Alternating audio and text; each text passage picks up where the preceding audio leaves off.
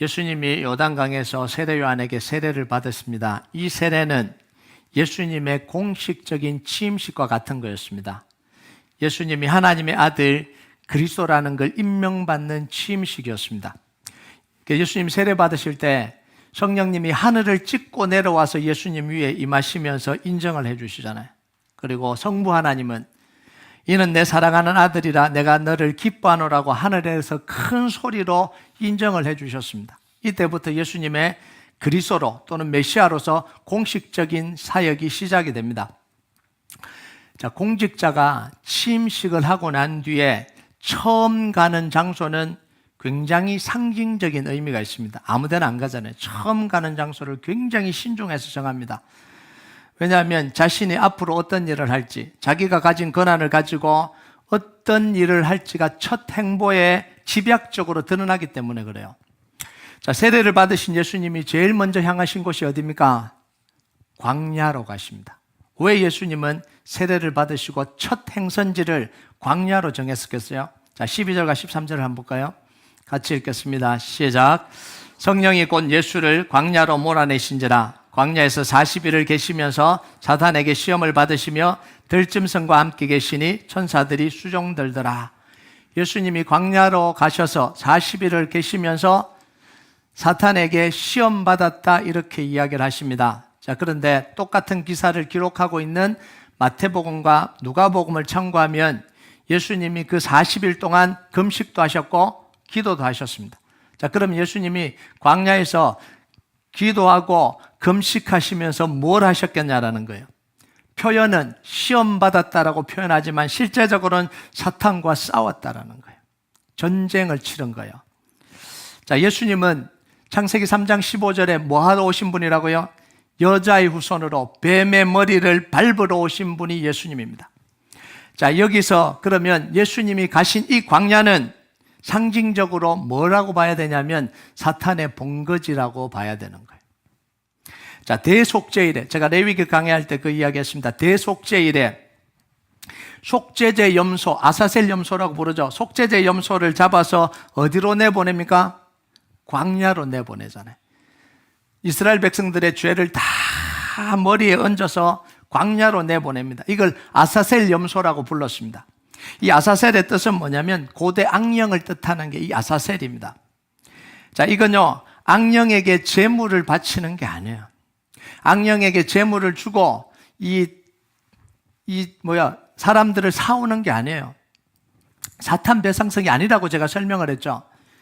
사탄에게 염소로 제물을 바치는 게 아니라 죄를 아사셀 염소에게 죄를 다 뒤집어 씌워서 죄의 원주인에게로 되돌려 버리는 거예요. 보내버리는 거예요.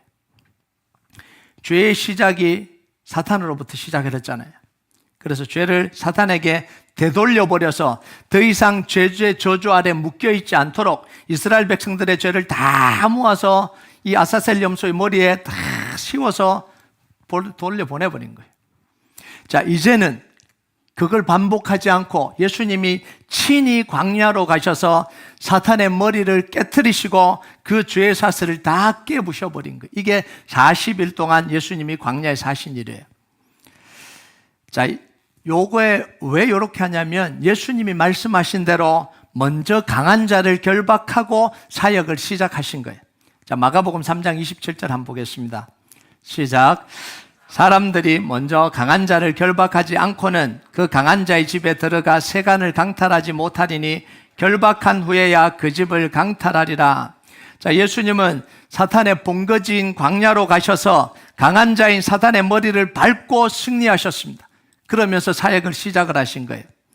자, 이 사탄이 어떤 존재냐면 마치 자기가 세상의 모든 권한을 가진 것처럼, 자기가 세상의 임금인 것처럼, 공중권세 잡은 것처럼 사람들을 속여서 무슨 노릇을 한 거예요? 가짜 왕행세를 한 거예요. 그런데 예수님이 그 사탄의 권세를 다 꺾으시고 뭘 보여주시냐면 누가 왕인지를 보여주시냐, 누가 참된 왕인지를 보여주신 거예요. 여러분, 이건 뭐하고 똑같냐면 모세가 하나님의 지팡이를 손에 잡고, 하나님의 지팡이를 손에 잡았다는 건 뭐죠? 하나님과 함께 갔다라는 이야기입니다. 그러면서 바로의 본거지인 애굽으로 가서 바로 왕을 결박하고 이스라엘 백성들을 탈출시킨 것과 같은 원리잖아요. 자, 예수님이 광야에서 사탄에게 시험 받았다 그랬지 전쟁하고 이겼다는 말이 없는데 그걸 어떻게 할 수 있냐? 오늘 본문에 보면 그게 드러납니다. 자, 예수님이 안식일에 가브나움의 회당에 들어가서 가르칠 때에 귀신이 예수님을 알아보고 굴복합니다. 자, 23절과 24절 한번 볼까요? 같이 읽겠습니다. 시작. 마침 그들의 회당에 더러운 귀신 들린 사람이 있어 소리질러 이르되 나사렛 예수여 우리가 당신과 무슨 상관이 있나이까? 우리를 멸하러 왔나이까? 나는 당신이 누구인 줄 아노니 하나님의 거룩한 자니이다. 광야에서 자기들의 우두머리인 사탄이 예수님께 패하고 쫓겨났기 때문에 예수님이 가시는 곳마다 그 졸개들인 귀신들이 예수님을 알아보고 두려웠답니다. 언제든지 자기를 그 자리에서 멸망시켜 버릴 수 있다라는 걸 아는 거예요. 그래서 뭐라고 그래요? 나사렛 예수, 우리하고 무슨 상관이 있습니까? 우리를 멸하러 왔습니까? 제발 멸하지 말아 주십시오. 그러면서 굴복당하잖아요. 이때부터 예수님이 가는 곳마다 귀신들이 나와 예수님께 굴복당합니다. 왜요? 광야에서 예수님이 사탄의 우두머리를 다 밟으신 거예요. 자, 예수님이 그 자리에서 귀신에게 나오라고 명령하니까 귀신이 소리를 지르면서 그 사람에게서 뛰쳐서 도망가 버렸어요. 자, 이 모습을 보고 사람들이 놀라서 이렇게 반응을 합니다. 27절 같이 읽겠습니다. 27절 시작. 다 놀라 서로 물어 이르되 이는 어찌미냐? 권위 있는 새 교훈이로다. 더러운 귀신에게 명한적 순종하는도다 하더라. 한 번도 사람들이 이 장면을 본 적이 없어요. 귀신을 쫓아내려면 지금까지 어떻게 했냐면 요란스러운 주술 행위를 막 해야 비로소 쫓아낼 수 있을까 말까 한데 예수님은 그런 요란스러운 주술 행위도 하지 않고 그냥 그 자리에서 나가라. 그러면 바로 그냥 나가는. 왜요? 예수님이 사단을 완벽하게 승리하셨다는 걸 보여주는 거죠. 자, 오늘 말씀해 보면 이 광야에서 사탄과의 싸움이 얼마나 치열했는지를 세 가지 표현을 통해서 보여줍니다. 12절과 13절 우리가 다시 한번 읽어보겠습니다. 시작. 성령이 곧 예수를 광야로 몰아내신지라 광야에서 40일을 계시면서 사탄에게 시험 받으시며 들짐승과 함께 계시니 천사들이 수종들더라. 자, 첫 번째는 성령님이 예수님을 어떻게 하셨다고요? 광야로 몰아내셨다. 이런 굉장히 강한 표현을 써요. 몰아냈다는 건 뭐예요? 힘으로 끌고 갔다. 이런 표현이죠. 자, 이때 성령님은 어떤 성령님이냐면 예수님이 세례를 받을 때 하늘을 찢으시고 임하신 성령님입니다. 자, 그러면 이 몰아내셨다라는 건요, 예수님이 가기 싫은데 억지로 끌고 가셨다 이런 표현이 아니에요. 예수님은 그런 분이 아니잖아요. 예수님이 가셔야 될 그 길이 그만큼 험난하고 어렵다라는 걸 보여주려고 이렇게 강한 표현을 쓴 거예요. 근데 그 길에 누가 함께 가요? 성령님이 그 길을 함께 가십니다. 자, 두 번째, 들짐승과 함께 계셨다. 자, 이 표현은 굳이 쓸 필요가 없잖아요. 굳이 써놨다라는 건 뭐냐면 이걸 또 표현하고 싶은 거죠. 강조하고 싶은 거죠.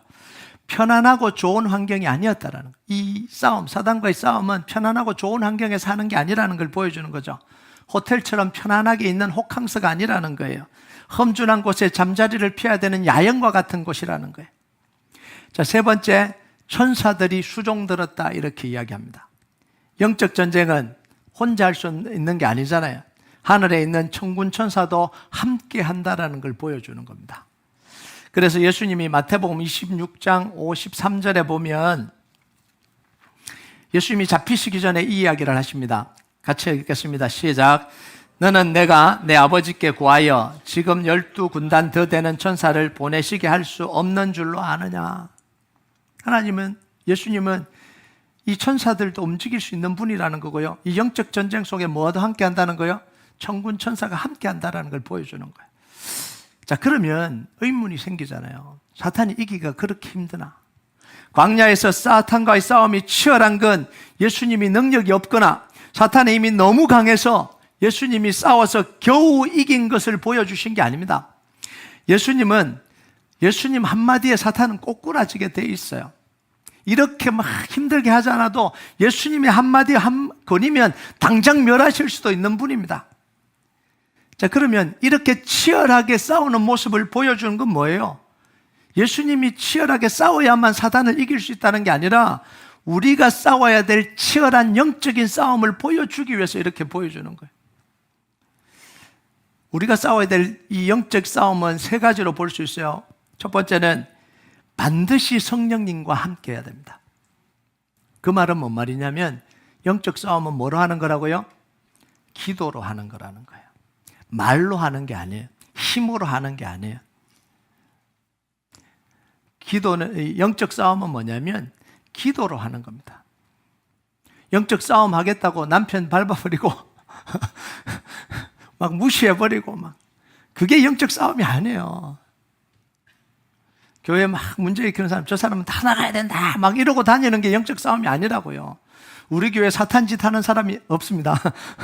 사탄 사람이 많은데 저 사람들은 다 나가야 돼 이러고 막 다니는 게 이게 영적 싸움이 아니라는 거예요. 영적 싸움은 어떻게 한다고요? 기도하면서 하는 거예요. 말로 하는 게 아니라 기도하면서 하나님과 씨름하면서 기도하는 거예요. 자, 두 번째, 영적 싸움은 편안한 싸움이 아니라는 거예요. 예수 이름으로 명하노니 나가라 그래 쑥 나가면 얼마나 편해요. 이 남편 안에 있는 이 욱하고 못되게 하고 하는 이 하나님을 섬기는 그 방해하는 이 사탄은 나가라 그래 쑥 나가면 얼마나 좋아요. 근데 영적 싸움은 그렇게 하는 게 아니라는 거예요. 영적 싸움을 시작하면 불편해지기도 하고 속이 뒤집어지기도 하고 이렇게까지 내가 하나님 앞에 복종해야 되나? 자존심이 상하기도 하고 이 모든 과정을 거쳐야 이게 영적 전쟁이 이루어진다는 거예요. 그런데 마치 영적 전쟁을 기도 한 번 하면 그냥 쑥 없어지는 그걸로 생각하는 거예요. 아니에요. 진짜 불편하고 속이 뒤집어지고 그만하고 싶고 언제까지 내가 이렇게 말씀 붙들고 해야 되나 이런 정도까지 가는 게 이게 영적 전쟁입니다. 세 번째, 이 영적 전쟁에는 누구도 함께 한다고요? 천군 천사도 함께 한다는 거예요. 우리 힘으로 하는 게 아니라. 그래서 끝까지 약속을 붙들고 싸우면 반드시 뭐 하겠어요? 승리하는 거예요. 이게 영적 싸움입니다. 우리가 싸워서 이기는 게 아니니까 하나님이 함께 하시는 싸움입니다.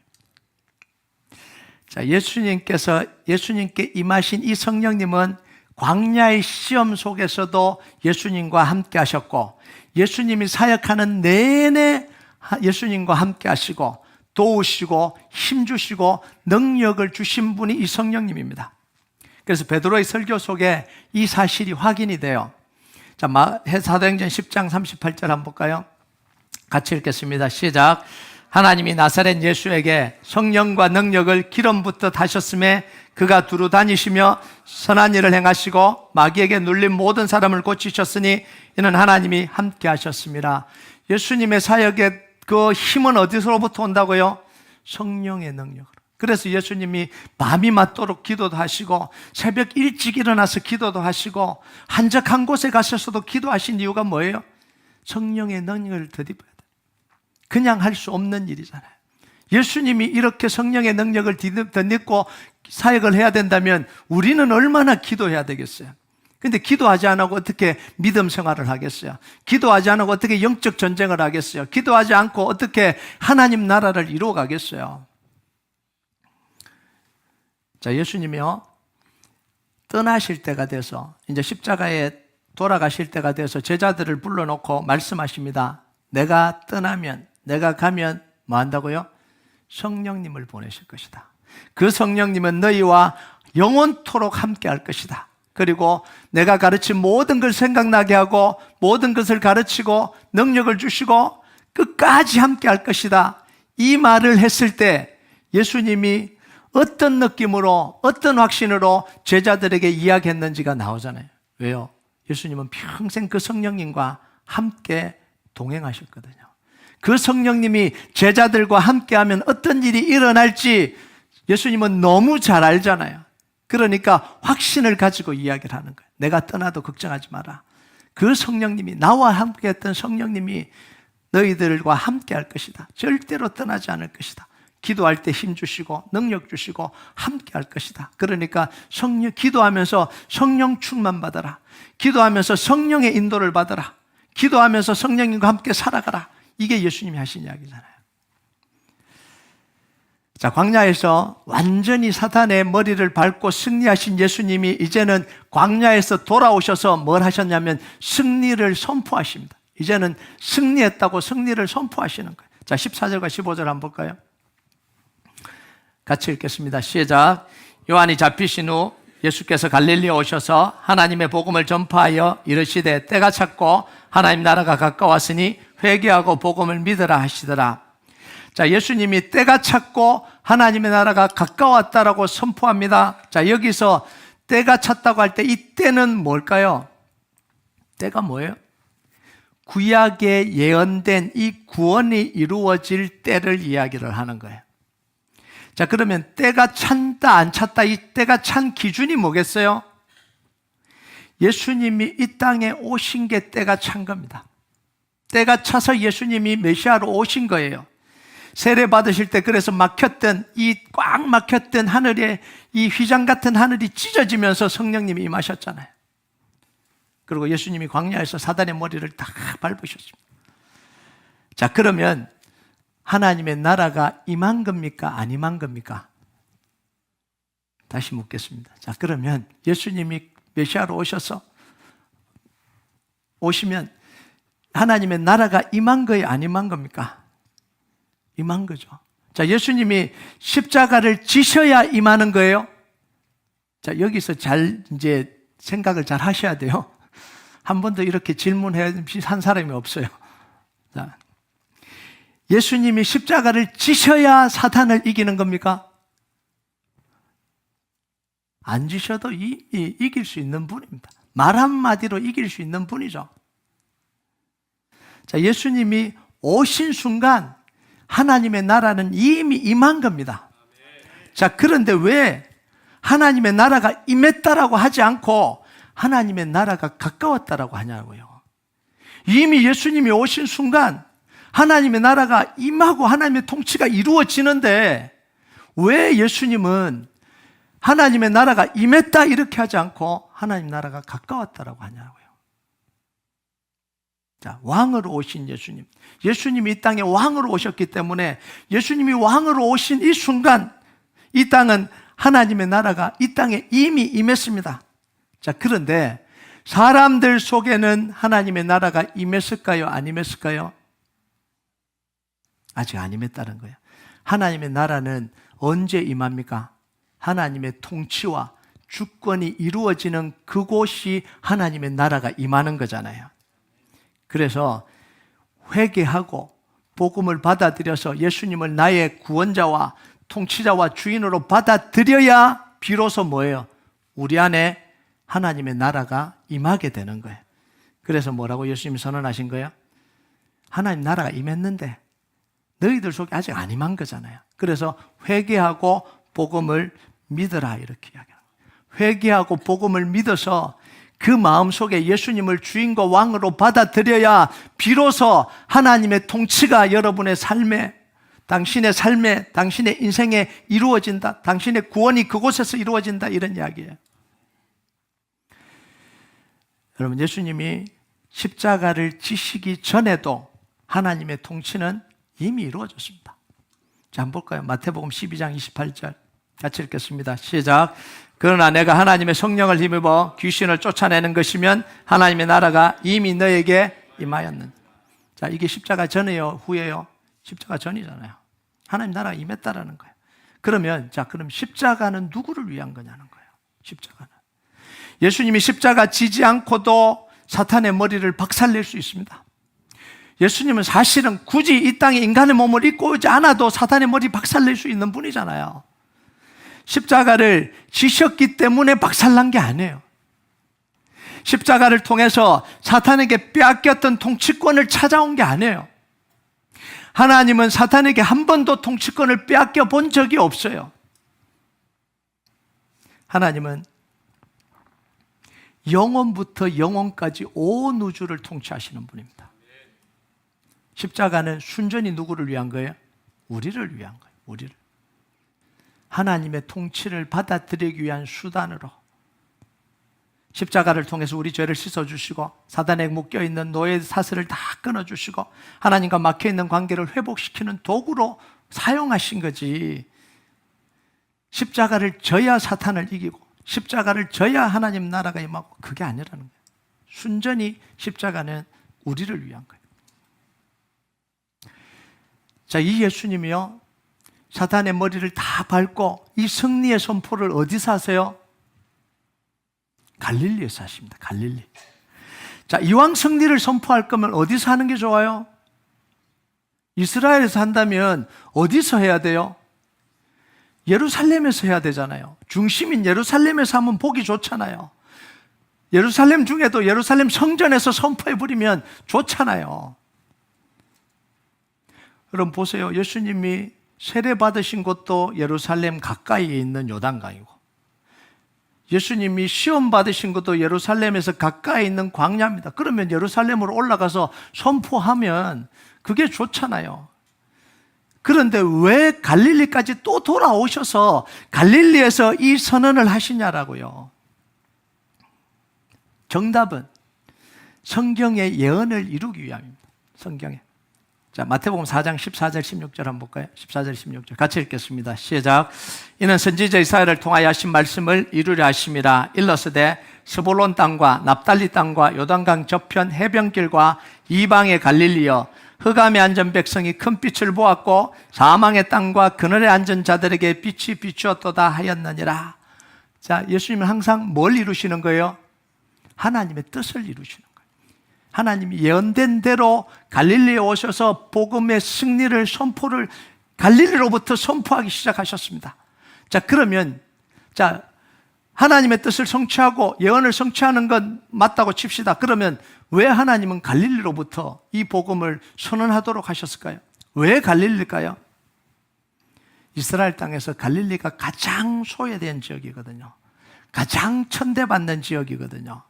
여러분 빌립이 예수님을 만나고 난 뒤에 너무 기뻐갖고 율법학자인 나다나엘을 찾아갔습니다. 나다나엘 찾아가서 내가 율법의 예언을 하고 오시리라고 한 메시아를 내가 만났다. 이러니까 나다나엘이 뭐라고 이야기를 해요? 진짜 이렇게 안 하잖아요. 나사렛에서 무슨 선한 게 나냐 이러잖아요.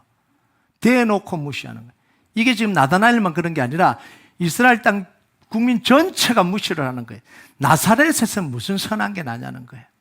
이렇게 천대받는 지역이 나사렛입니다.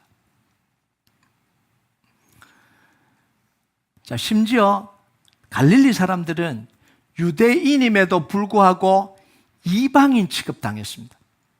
이방인은 아닌데 이방인처럼 조롱당했습니다. 자, 그래서 여기 뭐라고 표현해요? 이방의 갈릴리요 이렇게 표현하죠. 이방의 갈릴리요. 자, 왜 이렇게 하냐면요. 솔로몬 왕이 예루살렘 성전을 다 완공하고 난 뒤에 성전 건축을 이 위에서 백향목과 각종 지원을 아끼지 않았던 이 두로 왕 히람에게 감사를 표현하기 위해서 선물을 보냅니다. 근데 어떤 선물을 보냈냐면 이 참 솔로몬도 좀 그렇습니다. 자기 백성인데 갈릴리 자기 땅이거든요. 그 땅 20개 성읍을 히람에게 줘버려요. 두로 왕에게, 다른 나라 왕에게 선물로 줘버립니다. 그럼 그 백성은 도대체 어떤 백성이 되는 거예요? 그걸 줘버렸어요. 그러니까 히람이 그걸 받고 마음이 좋았던 게 아니라 기분이 나쁜 거예요. 쓸모없는 땅이나 줬네 이러고는 기분이 불쾌감을 드러내고 그 이름을 뭐라고 부르냐, 가불이다 이렇게, 쓸모없는 땅이다 이런 거나 주냐 이러고는 되돌려 줘 버렸습니다. 나중에 이제 다시 되돌려줘요. 자, 그러면 이 갈릴리 사람들은 어떻게 되는 거예요? 자기 왕에게도 버림받고 두로 왕에게도 천대받았던 지역이 갈릴리예요. 그래서 이방인 갈릴리라고 무시당한 거예요.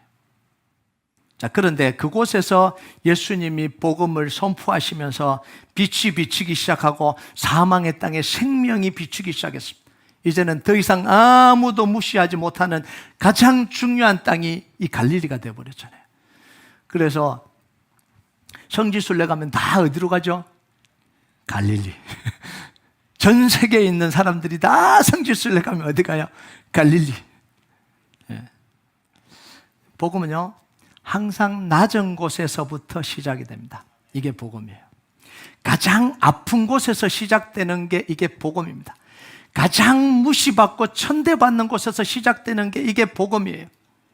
왜 그러냐면 가난한 사람에게만 필요하고 복음이 필요하기 때문이 아니에요. 가난한 사람에게도 필요하고 부자에게도 모든 사람에게 동일하게 복음이 필요하기 때문에 그렇습니다. 그런데 모든 사람에게 복음이 필요한데 왜 꼭 가난한 사람들에게 먼저 복음이 전파돼야 되죠? 여러분, 세상에 있는 것 다 포함해서 모든 좋은 것은 낮은 곳에서 높은 곳으로 가는 건 굉장히 쉬워요. 그런데 높은 곳에서 낮은 곳으로 흘러가는 건 굉장히 어렵습니다. 부자들에게 돈을 다 나눠주면 가난한 사람들에게까지 그게 흘러가는 건 하늘의 별따기예요. 거의 불가능하다라고 보면 됩니다. 자, 그런데 가난한 사람들을 구제하기 위해서 돈을 쫙 나눠주면 그 돈은 다 어디로 흘러갈까요? 왜 모르는 것처럼 이야기하십니까? 시간이 지나면 다 부자들이 갖고 있어요. 다 갖고 있습니다.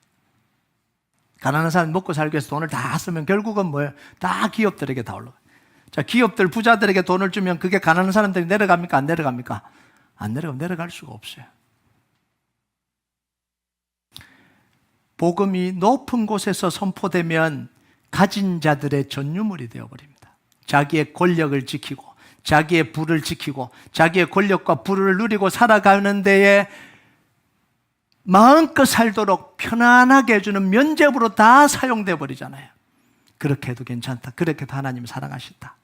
있는 그대로 사랑하신다. 부자로 살고 권력을 하고 좀 죄 지어도 다 용서해 주신다. 이러고 살잖아요. 이게 복음이 종교 지도자들에게 먼저 선포되면 종교 지도자들을 위한 복음이 되어버리는 거예요. 그 당시 가장 경건하게 살았다고 했던 이 바리새인들의 이 의로움은 죄인과 세리와 창녀들에게는 흘러갈 수 없는 의로움이었습니다. 자기들은 그 의로움이 너무너무 귀하고 하나님이 자기 의로움 때문에 축복해 주신다고 붙들고 있던 그 의로움, 마치 복음처럼 붙들고 있던 이 의로움은 죄인과 세리와 창녀들에게는 한 톨도 내려가지 않았습니다. 바리새인들에게 죄인과 세리와 창녀들은 하나님의 은혜를 입을 수 없는 존재들입니다. 아니, 입으면 안 되는 존재들이었어요. 자, 그런데 예수님은 뭐라고 이야기하세요? 마가복음 2장 16절 17절 같이 읽겠습니다. 시작. 바리새인의 서기관들이 예수께서 죄인 및 세리들과 함께 잡수시는 걸 보고 그의 제자들에게 이르되 어찌하여 세리 및 죄인들과 함께 먹는가? 예수께서 들으시고 그에게 이르시되 건강한 자에게는 의사가 쓸데없고 병든 자에게나야 쓸데있느니라. 나는 의인을 부르러 온 것이 아니요 죄인을 부르러 왔노라 하시니라. 복음은 죄인들에게, 병든 사람들에게, 없는 사람들에게 가장 먼저 선포돼야 됩니다. 그러면 모든 사람들에게 전파되는 거예요. 자, 그러면 내가 의인을 부르러 온 것이 아니라 죄인을 부르러 왔다고 할 때 이 부자들은 포함이 안 되는 거예요? 부자들도 죄인이잖아요. 부자들도. 가장 낮은 곳에 선포된 복음은 가장 높은 곳까지 가게 됩니다. 여러분, 사도행전 6장 7절을 한번 볼까요? 같이 읽겠습니다. 시작. 하나님의 말씀이 점점 왕성하여 예루살렘에 있는 제자의 수가 더 심히 많아지고 허다한 제사장의 무리도 이 도에 복종하니라. 처음에 예수님의 그 복음을 선포할 때 저 갈릴리 있는 촌놈들이 하는 게 뭐가 복음이라고 다 무시를 했습니다. 그런데 시간이 지나자 저거는 세리들이 믿는 거고 창녀들이 믿는 거고 죄인들이나 믿는 거지 우리 고상한 우리는 필요가 없는 거라고 했습니다. 근데 시간이 지나서 그 복음의 능력은 누구에까지 이르러요? 허다한 제사장 무리도. 왜요? 죄인이니까. 영적인 문제를 안고 있으니까. 종교 지도자들이라고 부자라고 영적 문제가 없나요? 복음이 안 필요하나요? 결국은 뭐예요? 가장 높이 있던 이 종교 지도자 중에 제사장도 허다한 사람들이 이 도에 이 복음 앞에 굴복할 수밖에 없는 거예요. 그래서 우리 교회는요, 우리는 높은 곳에 마음을 두지 말고 낮은 것에 마음을 두고 살아야 됩니다. 여러분, 왜 높은 곳에 마음을 두면 안 되고 낮은 곳에 마음을 둬야 되죠? 높은 곳은요, 저절로 마음이 가요. 안 둘라 그래도 저절로 마음이 가요. 이게 본성이잖아요. 굳이 높은 곳에 마음을 둘 이유가 없어요. 사람들은 기본적으로 그냥 높은 곳에 가 있어요, 마음이. 여러분, 로마서 12장 15절 16절 한번 볼까요? 같이 읽겠습니다. 시작. 즐거워하는 자들과 함께 즐거워하고 우는 자들과 함께 울라. 서로 마음을 같이 하며 높은 데 마음을 두지 말고 도리어 낮은 데 처하며 스스로 지혜 있는 체 하지 말라. 여러분, 낮은 곳에서 높은 곳으로 가는 건 쉽습니다. 그런데 높은 곳에서 낮은 곳으로 내려가는 건 너무너무 힘들어요. 의지적으로 하지 않으면. 이게 겸손하라, 겸손한 체하라, 이런 이야기 아닙니다. 부유하게 사는 사람들이 선교지 가는 거 얼마나 힘들잖아요. 결단 안 하면 못 가잖아요. 그런데요, 선교지 있는 사람들이 미국 오라 그러면 울울울 얼마나 잘 오는지 몰라요. 결단이 뭐가 필요해요? 그냥 보내주면 땡큐지. 예. 근데 선교지 가라 그러면 그곳에 화장실이 수세식입니까? 포세식입니까? 예. 그게 모기는 없나요? 말라리아는 없나요? 아이고, 제가 한 번도 그런 데 가본 적이 없어서 가려면 한 달은 준비해야 될 것 같습니다. 너무 힘들어요. 낮은 곳에 가기가 너무 힘들잖아요. 여러분, 우리는요, 작은 교회, 연약한 교회에 마음을 두고 살아야 됩니다. 우리 교회가 세워질수록, 성장할수록, 커질수록 더 커지고 더 유명해서 마음을 두지 않고 작은 교회가 함께 하는데 마음을 둘 겁니다. 이게 우리 교회가 가야 될 방향입니다. 요사 프로젝트도 이걸 위해서 우리가 기도하는 거예요. 커지고 유명해지고 더 많아지는 게 아니라 정말 이 지역에 있는 작은 교회들, 함께 세워야 될 교회들과 함께 가려고. 그렇게 2,000석 본당이 필요합니까? 필요 없을 수도 있어요. 그런데 그걸 통해서 더 크게 하려고 하는 게 아니라 함께 가려고 하는 거예요. 우리의 기도가 그거잖아요. 달라스에 한 교회가 부흥하는 게 아니라 달라스의 영적인 흐름이 변화돼서 부흥의 역사가 파도처럼 밀려가서 이 달라스 전체 부흥이 일어나도록 우리가 기도하는 게 그거잖아요. 지난주에 LA에 세미나를 갔다 왔습니다. 빅베어를 갔다 왔거든요. 빅베어가 그렇게 아름답다고 이야기합니다. 그런데 저는 주일날 저녁에 출발해서 도착하니까 깜깜한 밤이더라고요. 그래서 다음날 아침에 일어나서 오전 내내 강의를 하고 정말 좋은 강의였습니다. 제 입으로 하기는 좀 그렇지만 네, 정말 우리 목사님들, 사모님들 한 60분이 정말 말씀의 은혜 속에 그러면서 막 은혜 받고 다시 회복하고 그런 시간이었습니다. 네, 제 자랑이었습니다. 여기까지. 그리고 상담하고 막 그러다 저녁 집회 끝나고 나니까 또 밤이에요. 12시 비행기를 타야 돼서 그 밤에 또 차를 타고 공항으로 와서 새벽에 도착했습니다. 그 아름다운 빅베어는 보지도 못했습니다. 강의료를 받은 것도 아니고 가서 오히려 돈을 주고 왔어요. 개척교회, 어려운 교회에 도우라고. 여러분, 이게 우리가 할 일입니다. 왜 갔겠어요? 피곤한데 왜 갔겠어요? 우리가 해야 되는 역할이 그거예요. 예수님이 선포한 이런 복음이 사람들을 다 놀라게 만들었어요. 한 번도, 종교 지도자들이 한 번도 이런 이야기를 해본 적이 없는 거죠. 22절을 한번 볼까요? 22절 같이 읽겠습니다. 시작. 무사람들이 그의 교훈에 놀라니 이는 그가 가르치는 것이 권위 있는 자와 같고 서기관들과 같지 아니함일러라. 기존의 종교 지도자들과는 달랐다라는 거예요.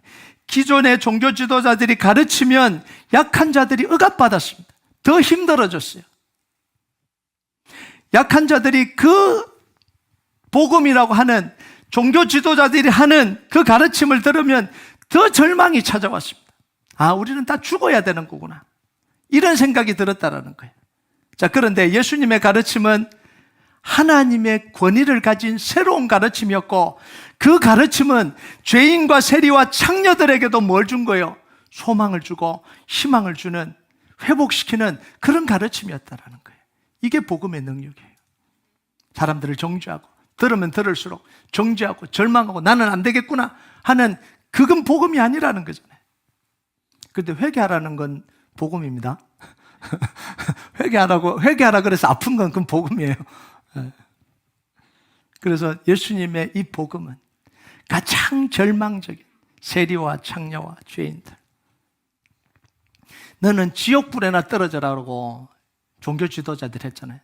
당신들 같은 사람들은 구원받을 자격도 없고 하나님의 은혜를 입을 자격도 없는 사람이라고 그렇게 호통을 치고 했잖아요. 그런데 예수님은 뭐예요? 그들에게 소망을 주고 희망을 주고 다시 일어날 수 있게 해주고 하나님을 만나게 해주고, 이게 복음이에요. 자, 하나님의 나라의 복음을, 이런 복음을 선포하시면서 함께할 제자들을 부르셨습니다. 그 부르신 제자들이 누구예요? 갈릴리의 어부들이에요. 제사장 1명, 서기관 1명, 사두개인 1명, 왕족 1명, 이렇게 불러야 될 것 같은데, 가장 천대받는 지역에서 가장 천대받는 사람들인 이 갈릴리의 어부들을 불러서 예수님은 이 일을 하시겠다라는 거예요. 여러분, 이 당시 어부들은요, 우리가 상상하는 자영업자들이 아니에요. 스몰 비즈니스맨들이 아닙니다. 자기가 배를 가지고 있으면 그 배를 가지고 열심히 일을 하면 돈을 벌어서 부자가 되는 그런 구조가 아니에요. 미국은 오면 자영업 하나, 스몰 비즈니스 하나 가지면 그래도 돈을 벌고 살 수 있잖아요. 그런데 이 갈릴리는 배를 가지고 있다고 그래서, 배를 가지고 있는 고기잡이라 그래서 돈을 벌 수 있는 게 아니에요. 한국은 손 주면 지방 유지잖아요. 배를 가지고 있으면. 고기잡이는요, 국가 사업이었기 때문에 조업권을 가진 지배자들이 있습니다. 조업권을 지배자들이 가지고 있었어요. 그리고 그 지배자들로부터 그 권한을 하청받아서 관리하는 실세들이 있습니다. 실세들이. 목에 힘주는 실세들이 있잖아요. 그리고 그 실세들은 고기 잡는 권한을 또 브로커들에게 팔아요. 브로커들에게 다 팔아서 이 어부들에게 나눠주도록 했어요. 팔아서 또 팔게 만든 거죠. 그 브로커들이 누구냐면 세리들이었습니다. 자, 그럼 이해가 되시죠? 이 세리들이 어업권을 관장하는 이 브로커들이에요. 그러니까 세리들은 조업권을 가지고, 관세를 가지고 어부들의 목을 쪼으면서 자기 배를 불리고 있는 거죠. 그래서 예수님이 뭐라고 이야기를 해요? 회개하니까 오리를 가면 심리로 가고, 군인들에게 뭐라고 그래요? 억압하지 말고, 세리들에게 뭐예요? 정해진 세금 외에 걷지 말라, 이런 이야기 하시잖아요. 그게 만연했다라는 거예요. 그러니까 어부들은요, 고기를 잡아서 얻는 이익의 대부분이 다 어디로 가겠어요? 브로커들에게 빼앗기고 지배자들에게 빼앗기는 구조예요. 그러니까 어부들은 이 가난의 굴레를 벗어 던지기 힘든 구조 속에 살아가고 있는, 이게 이 당시의 어부들이었습니다. 자, 예수님이 하나님 나라의 동력자로 부른 사람들이 바로 이 갈릴리 어부들이었어요. 자, 이 어부들에게 예수님이 도전을 한 거예요. 젊은 30대에게 도전한 거예요. 먹고 사는 것에 노예가 되어서 평생 고기잡이 배에 묶여있지 말고 뭐 하라고요? 하나님 나라에 동참해서 사람 남는 어부가 한번 되어보자는 거예요. 가슴에 불을 지른 거죠. 이 구조적인 가난 속에서 허덕이고 살아가고 있던 이 어부들에게 하나님의 나라를 심으면서 가슴에 불을 지른 거예요. 하나님의 나라를 위해서 청춘을 좀 바쳐보자. 하나님 나라를 위해서 생선 잡는 어부가 아니라 사람 낚는 어부가 한번 되어보자. 이런 예수님의 도전 앞에 이 베드로와 요한과 야고보와 안드레요, 자기 배와 그물과 아버지를 다 버려두고 따라 나섰습니다. 이 혁명적인 부르심 앞에 자기 인생을 내던진 거예요. 이게 제자들이었어요. 자, 이 모습은 뭐하고 똑같아요? 고향과 친척과 아버지 집을 떠나서 하나님이 지시하신 땅으로 향한 아브라함의 믿음이 오버랩되잖아요. 그래서 항상 믿음의 결단은요, 사람이 다르고 상황이 달라도 다 똑같다라는 거예요. 말씀의 부르심 앞에, 하나님의 부르심 앞에 결단하고 자기 인생을 내던지는 거예요. 자, 그렇게 하면 살아보겠다고 내던지는 게 그게 믿음의 결단인 거죠. 여러분, 가난하고 약하고 보잘것없는 어부들과 뭘 할 수 있겠어요? 그래서 종교지도에 다 손가락질한 거예요. 저 갈릴리 무리들 돌아다니네. 저 뭐 하겠다는 거. 예수님 보고, 아유, 저게 뭐 할 사람이 없어서 저 갈릴리 이 어중이 떠중이들 데리고 하냐? 우리한테 와서 도움을 구했으면 도와주기라도 했지. 이런 거예요. 자, 그런데 예수님 기적을 행하고 막 인기가 높아지니까 이제 막 화가 나니까 죽이려고 그런 거죠. 자, 이 보잘것없는 이 어부들을 데리고 뭘 할 수 있겠어요? 자, 그런데 하나님은 어떤 하나님이에요? 미련한 자들을 택하여 지혜 있는 자들을 부끄럽게 하시고, 약한 자들을 택하셔서 강한 자를 부끄럽게 하시고, 천하고 멸시받는 것들을 택하사 없는 것들을 폐하시는 하나님이시잖아요. 결국 이 갈릴리의 촌 어부들이 이 복음을 통해서 뭐해요? 예루살렘을 뒤흔들기 시작합니다. 그리고 소아시아를 뒤흔듭니다. 그리스를 뒤흔들어요. 로마까지 가서 뒤흔들어 놔버립니다. 사도행전 17장 6절에서 7절 같이 읽겠습니다. 시작. 발견하지 못하며 야손과 및 형제들을 끌고 업장들 앞에 가서 소리질러 이르되 천하를 어지럽게 하는 이 사람들이 여기도 이르매 야손이 그들을 맞아들였도다. 이 사람들이 다 가이사의 명을 거역하여 말하되 다른 임금 곧 예수라는 이가 있다 하더이다. 좋은 의미로 천하를 어지럽게 만든 거예요. 예수가 그리스도라는 이 단순한 복음 하나 가지고 예루살렘을 뒤집어 놔버리고요, 안디옥을 뒤집어 놓고 소아시아를 뒤집어 놓고 로마를 뒤집어 놨습니다. 어떤 사람이 두려워 떨 정도로요, 통치자들이 두려워 떨 정도로 뒤집어 버렸어요. 이게 뭐냐면 복음의 능력이에요. 예수가 그리스도라는 이 단순한 이 복음이 세상을 뒤집어 버리는 파괴적이 아니라, 파괴하면 안 되죠. 세상을 뒤흔들 놀라운 능력이라는 거예요. 이게 뭐냐면 하나님의 나라의 권세입니다. 지금도 하나님은 우리의 복음과 함께할 사람을 부르고 계시는 거예요. 시대와 상관없이 복음의 능력을 체험하고 살 사람을 부르고 계시는 거예요. 복음의 능력을 나눌 사람을 부르고 계시는 거예요. 복음의 능력으로 살아낼 사람을 부르고 계시는 거예요. 그 능력을 가지고 하나님의 나라를 이룰 그 헌신된 사람들을 찾고 있는 거예요. 여러분, 이 부르심 앞에 믿음으로 반응해서 복음의 능력으로 살고 하나님의 나라를 이루어가는 축복이 저와 여러분과 우리 교회 속에 있길 주님의 이름으로 축복합니다. 우리 같이 찬양하도록 하겠습니다. 이 찬양 하나님 앞 좀 올려드립시다. 이곳에 임하신 하나님 나라 가난한 마음으로 바라보리라. 먼저 그 나라 그 뜻 구하며 나의 삶 드리리. 주님이 맡기신 하나님 나라 믿음의 눈으로 바라보리라. 하늘의 뜻이 이 땅 가운데 완성될 그날까지 우리 믿음 다하여 그 위에 서리라. 하나님의 나라는 무너지지 않으리. 우리가 이 고백 하나님 앞에 좀 같이 올려드리겠습니다.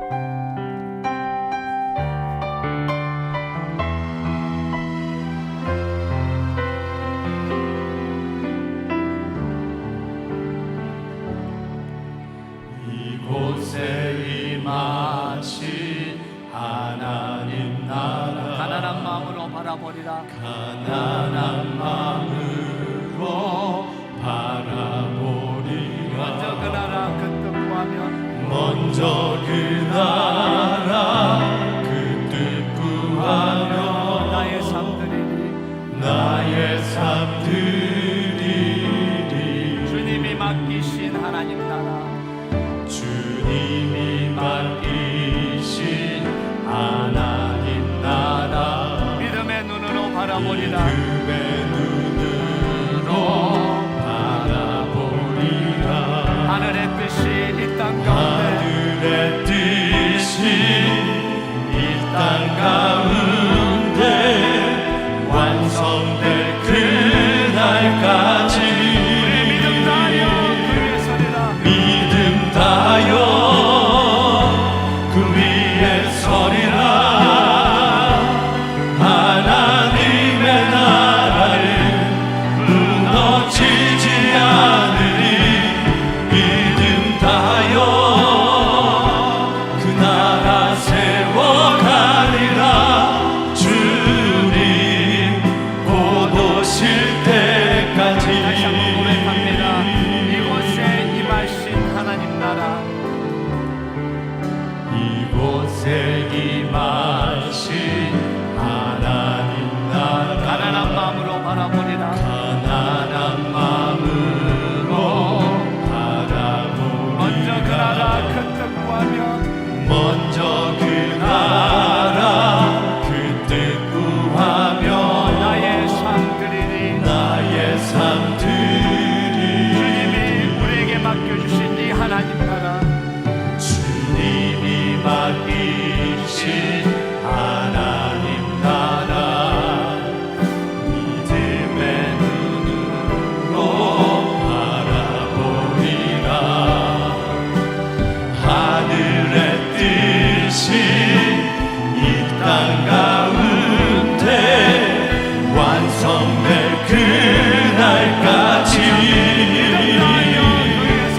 믿음 타요 그 위에 서리라.